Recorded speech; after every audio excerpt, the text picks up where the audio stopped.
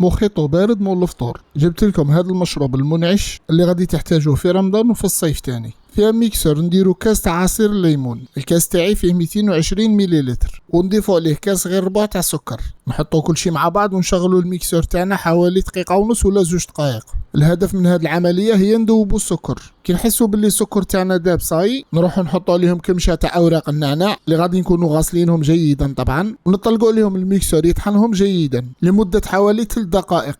هاد الإضافة اللي زدتها أنا اختيارية، حبة تاع كيوي غادي تعطينا هذاك اللون الأخضر تاع الموخيطو، وغادي تكسر لنا المرورية تاع النعناع تاني، تقدروا تستغناو عليها. آخر حاجة غادي نضيفوها للخليط تاعنا هي الماء. الكمية تاع الماء تكون 1 لتر ولا تقريبا 5 كيسان تاع 220 مليلتر. نخلطوا كل شيء مع بعض جيدا ل2 ولا 3 دقائق فقط، والمشروب تاعنا راه واجد. أنا قبل ما نقدم هذا المشروب نصفيه، ثم عملية التصفية تبقى اختيارية. أنا من الأفضل ننصحكم تصفوه. حاجة واحدة أخرى تاني نوصيكم عليها، دايما خدموه في الليل وخلوه يبات، وغدوة استهلكوه تجي فيه بنة خرافية. أيوة بصحتكم. حتى لهنا وصلنا لافان تاع هاد الفيديو. ما تنساوش ديروا لنا جيم كومونتير وابوني، وبارك الله فيكم. شكرا.